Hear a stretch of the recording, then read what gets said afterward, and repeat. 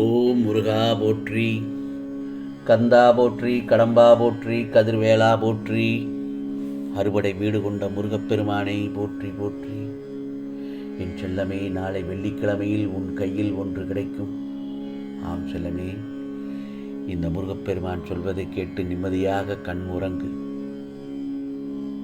ஓம் சிக்கல் சிங்காரனே போற்றி, ஓம் தண்டாயுதபாணியே போற்றி என்று பதிவு செய்துவிட்டு நான் சொல்வதை சற்று கவனத்தோடு கேள் என் செல்லமே. வானம் என்றால் 1000 நட்சத்திரங்கள் வரும், வாழ்க்கை என்றால் 1000 துன்பங்கள் வரும். ஆனால் சூரியன் வந்தால் நட்சத்திரங்கள் மறைந்து விடுவது போல்தான் இந்த முருகப்பெருமானின் அருளால் உன் துன்பங்கள் அனைத்தும் மறைந்து போகும் என்பதில் சந்தேகமே இல்லை. நீ இப்பொழுது பயணம் செய்து கொண்டிருக்கும் வாழ்க்கையே ஒரு விடை தெரியாத பயணம்.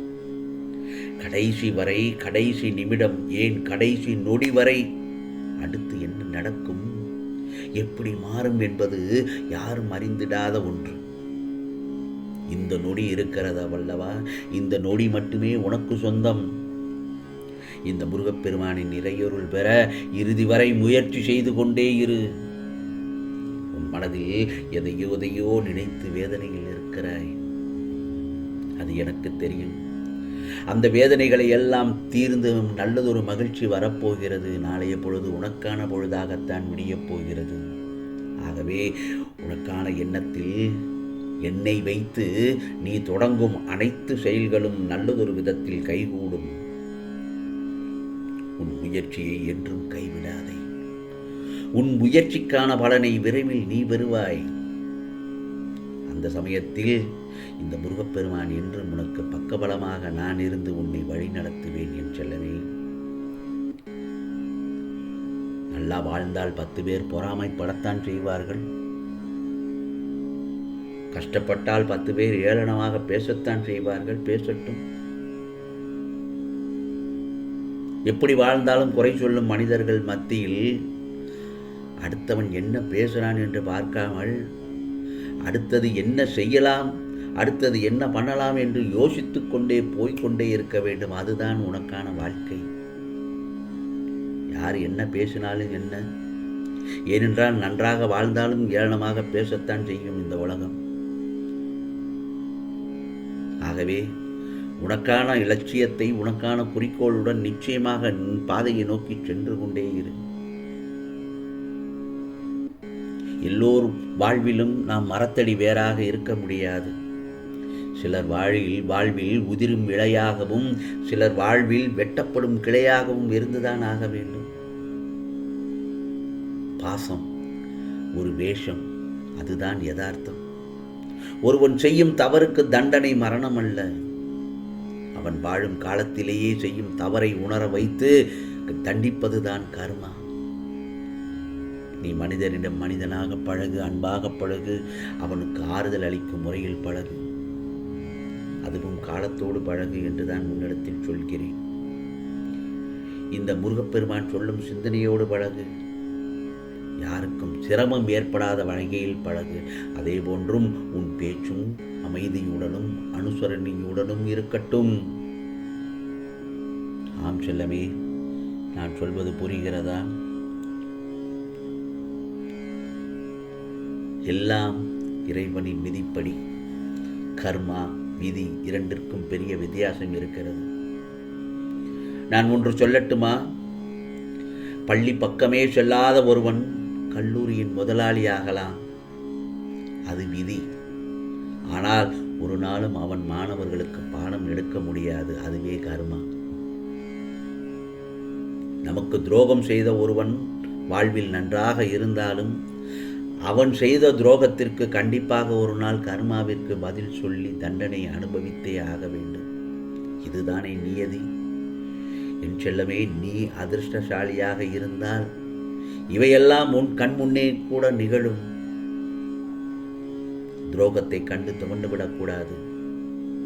ஏதோ ஒரு தோல்வியோ கஷ்டமோ உன்னை விடாமல் துரத்தி கொண்டே இருக்கிறது என்றால் அது உன்னை பெரிய வெற்றியையும் சந்தோஷத்தையும் நோக்கி நகர்த்தி செல்கிறது என்றுதானே அர்த்தம். ஆகவே எப்பொழுதும் நல்லதை மட்டும் நினை. உனக்கானது நிச்சயமாக நல்லதாகத்தான் நடக்கும். நான் ஒன்று சொல்லட்டுமா என் செல்லமே? யாரையும் முழுவதும் சார்ந்து இருக்காத எந்த ஒரு தருணத்திலும். காலம் மாறும்போது கைவிடப்பட்டால் கலங்கி போய்வாய். அதே நேரத்தில் யாரையும் நம்பியும் வாழக்கூடாது. உன்னை நம்பி வாழ மட்டும் பழகு. உன்னை மட்டும் நம்பு. உன்னை மட்டும் நம்பி வாழப் பழகு. சிறகு கிடைத்தால் பறப்பது மட்டும் வாழ்க்கை அல்ல. சிலுவை கிடைத்தாலும் சுமப்பதுதான் வாழ்க்கை. உன் பாரத்தில் பங்கேற்க நான் இருக்கிறேன். ஆகவே இழந்தது இழந்ததாகவே இருக்கட்டும். நீ இழந்தது அனைத்தும் உன் நலனுக்கே நடந்தது என்பதை உணர்ந்து கொள். என்னுடைய ஆசீர்வாதங்கள் என்றும் உனக்கு துணையாக நிற்கும். நீ எதிர்பார்த்திருந்த ஆரோக்கியம் இருக்கிறதல்லவா? நீ எதிர்பார்த்த நல்லதொரு நிம்மதி இருக்கிறதல்லவா? நீ எதிர்பார்த்த நல்லதொரு செல்வம் இருக்கிறதல்லவா? இவையெல்லாம் உன்னை தேடி வரும். உன்னை துன்பப்படுத்தி நினைப்பவர்கள் உன் நிழலை கூட தொட முடியாதபடி இந்த முருகப்பெருமான் உனக்கு நான் பாதுகாப்பு வளையத்தில் வைத்திருக்கிறேன். யாரும் என்னுடைய அனுமதியின்றி உன்னை தொடக்கூட முடியாது. இழந்தது திரும்பும். தாமதமானது நடக்கும். நீ மனதில் வைத்த விருப்பம் நனவாகும். இந்த முருகப்பெருமானின் ஆசீர்வாதத்தோடு நிம்மதியாக கண்ணுறங்கு என் செல்லமே. மனிதர்களிடம் எதையும் எதிர்பார்க்காதே. உனக்கு வேண்டியவை எல்லாம் நான் அறிவேன். இந்த முருகப்பெருமான் நான் தருவேன். நான் அருள்வாளிப்பேன். பிரச்சனை இல்லாத வாழ்வை கேட்கவே கேட்காதே. கண்டிப்பாக என்னால் மட்டும் யாராலும் அதை தர முடியாது. அதே நேரத்தில் முருகா, பிரச்சனைகளை எவ்வாறு எதிர்கொள்ள முடியும் என்ற சக்தியை எனக்கு கொடு என்று என்னிடத்தில் கேள். நிச்சயம் நான் எப்போதும் உனக்கு சக்தியாகத்தான் இருப்பேன். கவலைப்படாதே என் செல்லமே. நீ மனமுடைந்து போகும் அளவுக்கு ஒன்றும் நடந்துவிடவில்லை. முருகா முருகா என்று மனதை ஒருநிலைப்படுத்தி என் முன்னே உட்கார்ந்து தியானம் செய்.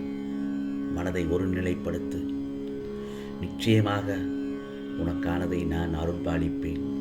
உன் பிரச்சனைக்கான தீர்வை ஏதோ ஒரு வடிவில் வந்து உனக்கு நான் அதை தீர்த்து வைப்பேன். இது முருகப்பெருமானின் அருள்வாக்கு, சத்திய வாக்கு. ஆம் செல்லமே, உனக்கானதெல்லாம் நிச்சயமாக நல்லது நடக்கும். நல்லது மட்டுமே நடக்கும். அதுவும் நன்மையாகவே இருக்கும். ஓம் முருகா சரணம். ஓம் முருகா சரணம். ஓம் முருகா சரணம்.